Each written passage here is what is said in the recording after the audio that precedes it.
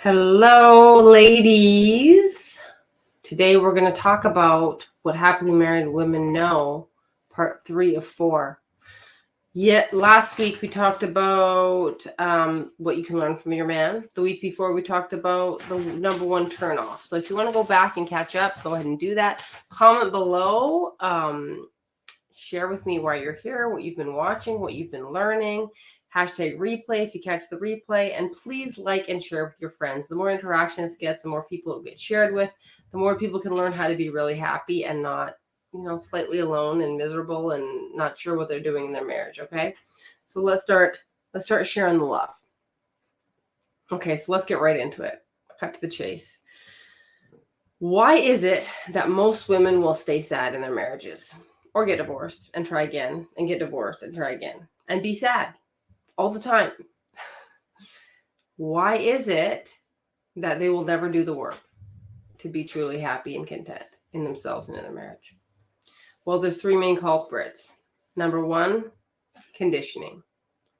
You are being conditioned by your environment since the day you're born. And the conditioning in our environment isn't doing any favors to marriage or women. If you've noticed, women are burnt out and unhappy, single, divorced, or married and miserable.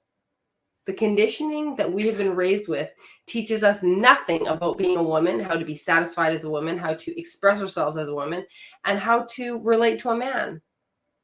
The world is telling us that it should just happen, that he should just know, that it should just work, that it's easy when you meet the right person, that if he can't take you on your bad days, he doesn't deserve you on your good days. There's all this really juvenile messaging around emotionality and fights, and how either there should be no fights, or if there is fights, you should get over it. It doesn't matter.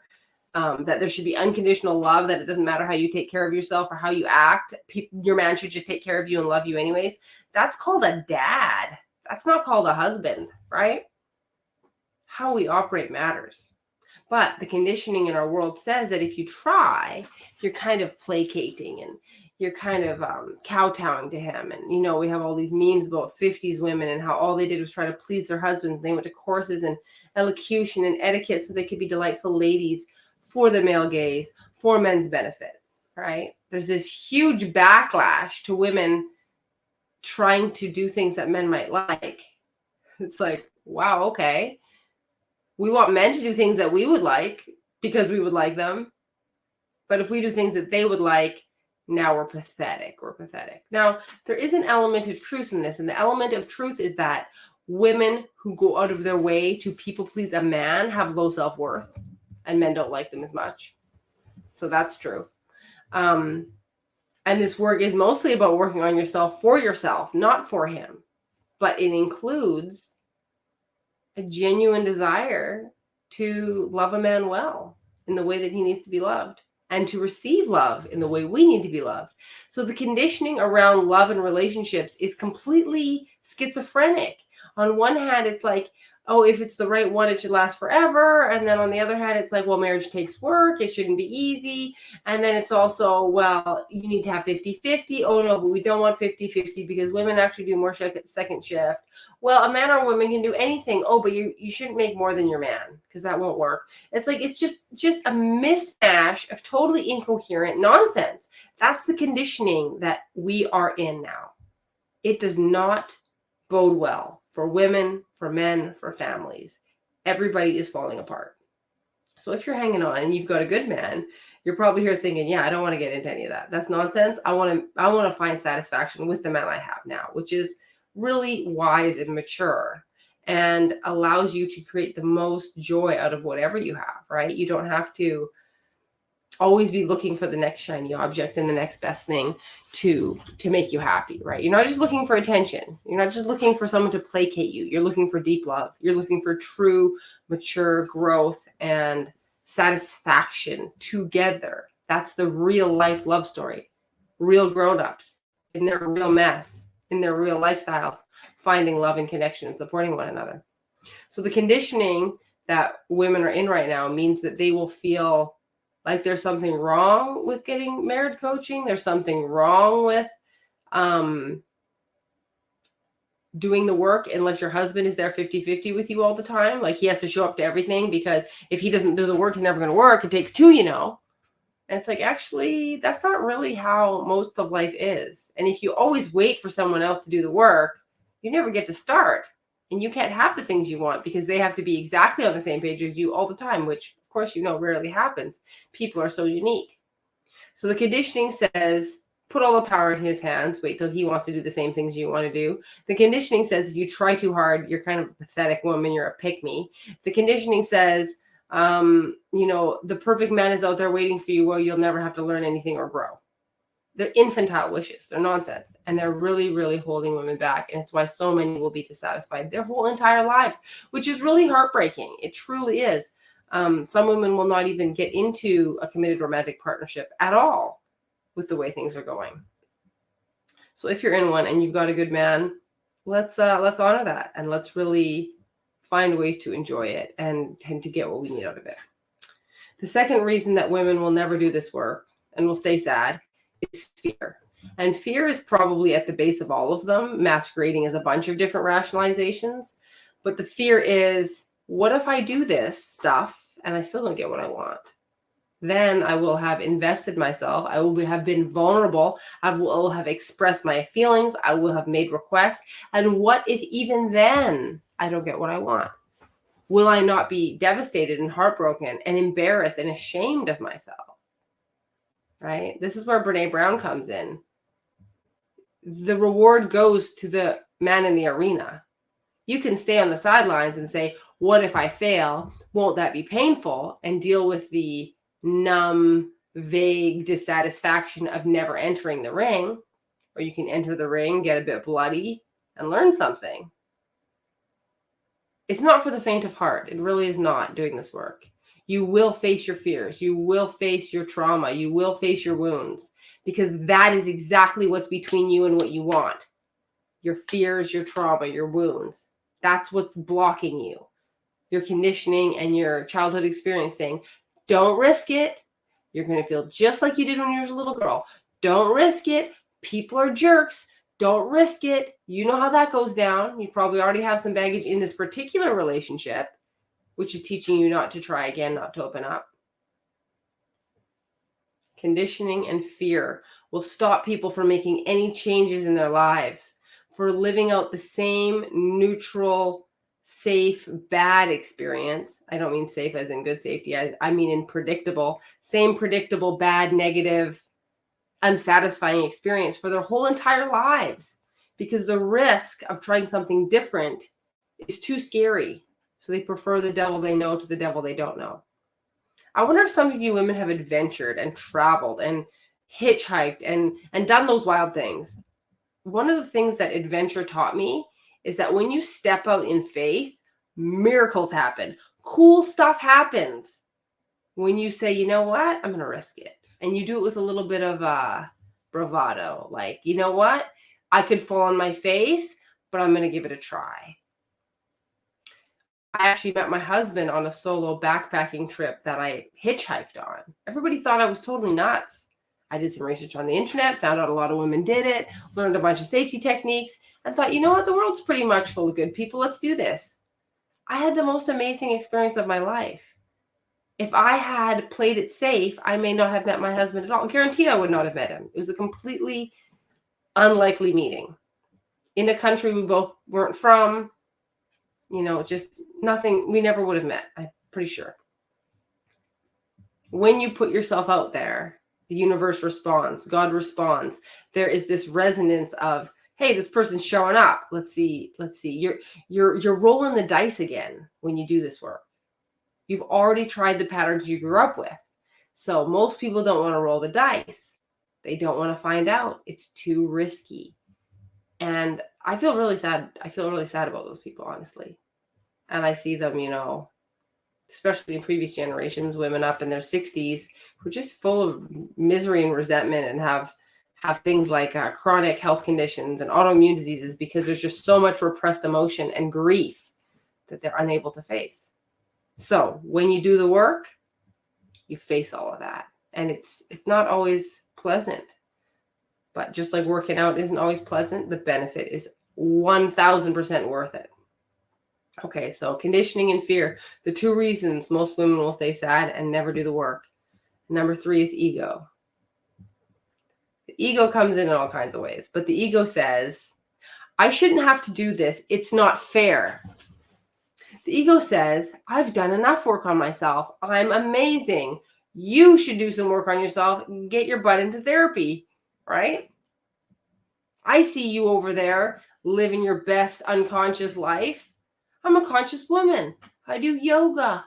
I meditate. I do breath work, whatever it is that you do. I journal. I practice gratitude. I read the books. You may be doing so many things. And your ego will come up and say, no fair, I don't want to do this. But might I remind you, you do those things for you. You do those things because they bring you immense well-being, that they allow you to experience joy and love and peace on a level that you didn't before you did those things. It's the same with the work I do. It's not really for your husband. It's for you. And you get to take it with you. You get to take it with you no matter where you go, with your kids, with your friends. If God forbid something happens to your husband, if, you decide you don't want this relationship, you still get to take that with you. This is not for him in the end. And you need to remind your ego of that, because it would feel like a loss if it's, oh, I'm only doing it for this guy, so he'll do something for me, or he'll show up in a certain way. Your ego is also going to tell you that it shouldn't be this way, that you're fabulous, and that some other man would make it easier for you. All right, well, what if I just found a man who didn't have these idiosyncrasies of my husband? It would just be easy with him. Well, you can ask women who've gotten divorced and remarried. There's always one who says it was fabulous, and usually it's because her first husband was downright abusive. But statistically speaking, second marriages have a much higher divorce rate than first marriages, and on it goes down the line. The percentage just keeps getting higher, because we must change before our relationships can change. It's not about changing your partner. It's about changing yourself. The ego doesn't want to hear that. I don't have to change. I'm fine. This is who I am. This is my identity. This is my personality. So one of the decisions we make when we do the work is to not identify with our coping strategies as our personality. So I identified as a very outspoken person. I say what's on my mind. I say it when I want to say it. And I didn't have to. I chose to recognize that that was not serving me, to blurt out everything on my mind. I also chose to notice that if it's a compulsive behavior, it's a coping strategy. If I can't pause before I respond, if I can't listen without having to put into my 2 cents every time, what's going on there, right? Get a little bit curious. Why are you in such a hurry to prove your point and to sound smart and make sure people listen to you? Sounds a bit like a little kid who doesn't get listened to, doesn't it? A little bit of a chatterbox. I like my personality. I value my extroversion and my courage to speak. But actually, this work has taught me that the things that really need to be said are still the hardest to say, even for me. Because that's not a coping strategy. That's true vulnerability, to say the hard things. The stuff that rolls off your tongue, that's the habitual way. That's the stuff you've had from childhood. So let's go back into this. Conditioning, what the world tells us about how relationships are, which is a mixed bag of nuts that makes no sense and doesn't work. Number 2, fear. What if this doesn't work? What if I embarrass myself? What if I'm wrong? Right? 3, ego. And ego is all about the need to be right. More interested in being right than being happy. Right? I'm the right person. They have to change. Ego is invested in our superiority. And I want to highlight for you, spiritual conscious women, that is our secret vice. We feel superior to our husbands. Swallow that one for a minute. It's a bitter pill, and it's not very spiritual, is it? To look down on someone who you love and is your beloved and has dedicated his life to you. To judge others in their path and their journey. It's not very spiritual. It's not very conscious to do that. But that's where our ego sneaks into our journey. And we feel superior because of the work we've done. So doing this work will also tear that back down to the basics of, you're a person, he's a person, You love each other. You want to relate. You'll have to let go of being right to do this work.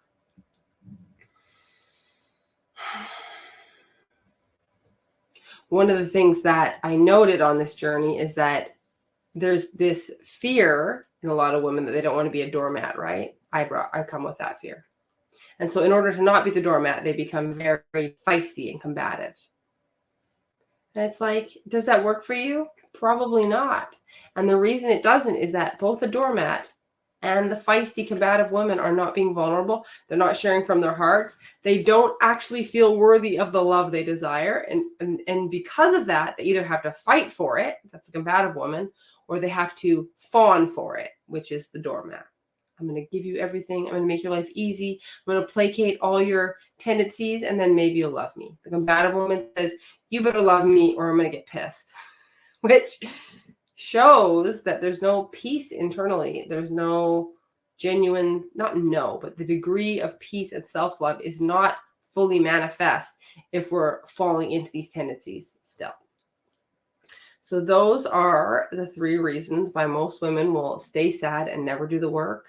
I really hope that's not going to be you. Please send it to someone who you feel could use this encouragement to step out in faith and in courage to stand up for themselves in a truly genuine way, in a rooted way for what they want and what they desire. If you want to go deeper on this journey, join my Happily Married Woman program. You can work through all my stuff, which is going to help break down how to communicate, how to relate yourself, how to understand the masculine, and how to fully embody your womanhood and your